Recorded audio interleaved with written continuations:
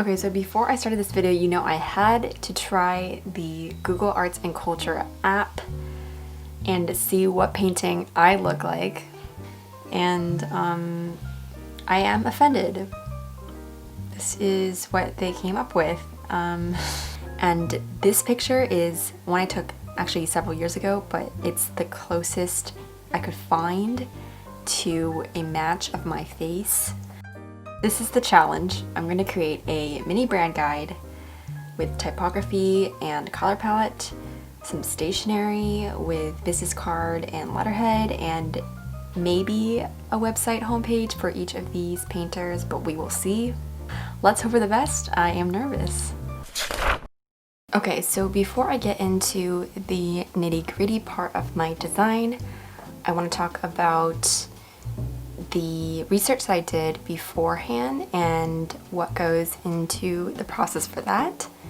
Part of this is doing your due diligence for design, and the other part is relying on a little bit of intuition. So I don't think that you need to go crazy, but I think that you should pay attention to the historical elements, the contextual elements of your design.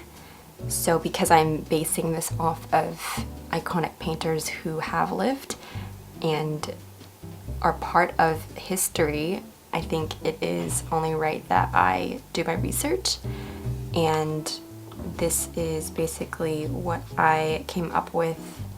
But if you are interested in the topic like I am, then you will probably find it very easy to gather information and synthesize something that is in a way kind of like a client brief.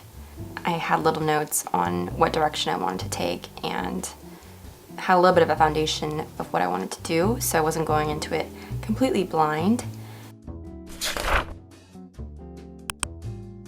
For Hopper's design, I wanted something that would be clean and more modern, and so I chose a sans serif font because I thought it made the most sense, and the round, clean lines with no ticks or tips kind of is synonymous with the way he approaches his work. And here I am first doing the business card because I feel like it is easier to come up with a identity from something you already made versus make the identity first and then make stuff from it. So that is why I was kind of playing with the business card layout initially, and that's kind of what I did for the rest of the other painters as well. So my inspiration for Edward Hopper came from a New Yorker article I read. Shout out to Nick who sent it to me, and it's a great article. I think it makes a lot of interesting points and connections to the current pandemic we are experiencing. The figures were not what interested me, it was the light streaming down and the night all around.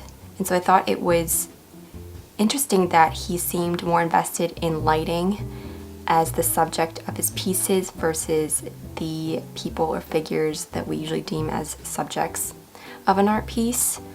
Even one of his pieces called Sun in an Empty Room is just a painting of sunlight and how it reflects against the wall and the shadows that it creates. So I wanted to create a symbol out of that and make a little visual identity from it, and to make it a little bit more interesting because his overall identity is quite bare and minimal and simplistic. Another thing I tried to do with typography is to kind of create a similar feeling of negative space, and that's present in a lot of his work. I am mocking up the business cards, and I'm using some free mockups I found online, which you can always find. You should never buy them. You will always be able to find some decent looking ones for free, and I use Behance, Mockup World, I think Graphic Burger is another one, but I'll list all the ones I used in the description box below. Here is the final run through of what I made. This one is not the favorite of the three I did, but I think that it is still very reminiscent of Hopper's identity, and I still feel a sense of his artistic style coming through my work in a way. I try not to spend too much time on each one. I think if I did each of these separately, they would come out a little bit more refined, but because I wanted to do 3, obviously I was spreading myself a little bit thin.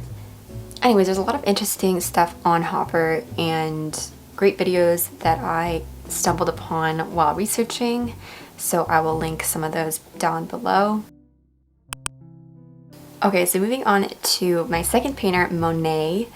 I was really excited for this one because I love the color palette he uses, and I knew I was going to have a lot of fun with this. A little background on Monet: he was considered one of the founders of Impressionist painting.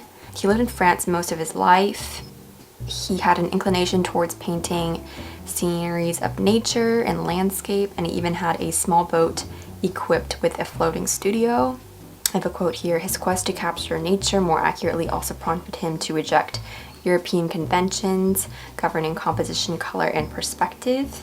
And so Impressionist painting is the understanding of the effects of light on the color of objects and the effect of the juxtaposition of colors with each other. I chose this bright blue, and the reason for that blue is that in a lot of en plein air painting, which is painting outdoors, shadows are boldly painted with the blue of the sky as it's reflected onto different surfaces, and so I thought blue was a great color that I could use to act as a thread that would connect all of his work, and I think that it complements a lot of his pieces really well. And for the back of the business card, I decided to do a version on top of a cream canvas, kind of like the guidelines you would set before you start painting, and I love the way it looked outlined. Sometimes it's just an aesthetic thing.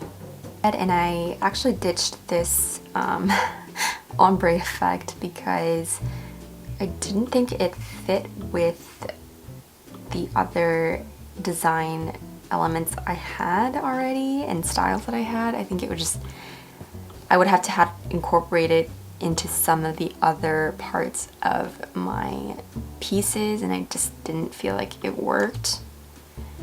I had quite a difficult time choosing between these serif fonts because they're all really similar, and so you'll see that I ended up using 2 serif fonts, the first being Ivy Presto, and then the second one is Garamond, which is a very popular font. Finding the Mock Gallery website page and what his work would look like displayed on a website, and I was happy with how this turned out because I just think that his work looks great, spread out and placed next to one another like that.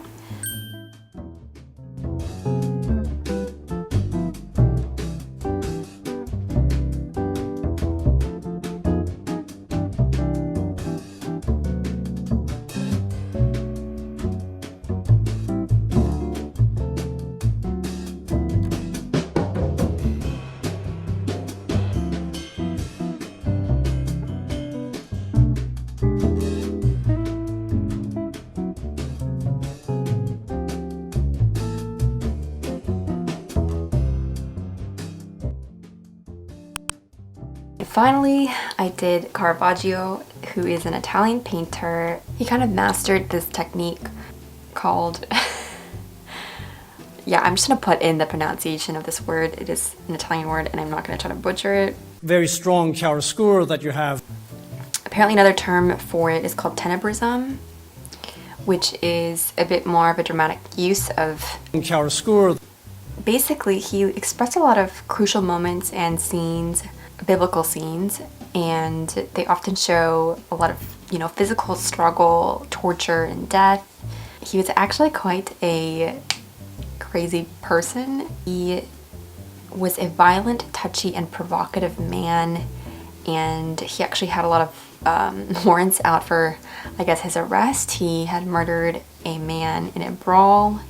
Reports stated that he died of a fever, but suggestions have been made that he was murdered or that he died of lead poisoning. He preferred to paint his subjects as the eyes see them, with all their natural flaws and defects, instead of his idealized creations. So for typography, I wanted something Gothic, obviously. Finding the right Gothic font is difficult because it's illegible in all caps, so you really can only do sentence case or lowercase. For color palette, I wanted something highly contrasted, so I chose a dark brown and kind of a cream color. And I thought it also fit well with the warm tones of his paintings. And here I wanted to emphasize more positive space and less negative space, in contrast to a lot of what I did for Hopper's work, which was reverse, because in his paintings you'll see that there's not really any space that he leaves out. It seems as though every corner of the canvas is properly accounted for. He also has a great way of painting light and making light look very realistic. So I didn't film very much for this. I think I was just really into the design. So unfortunately I don't have much of my design process here, but I had a lot of fun with this one, and I also like how this one turned out.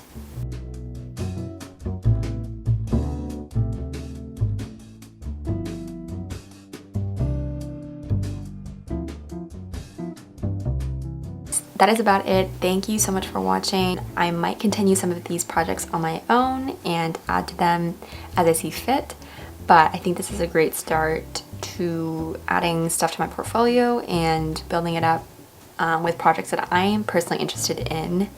And I might turn this into a series, who knows? But thank you for watching, and I will see you guys in the next one.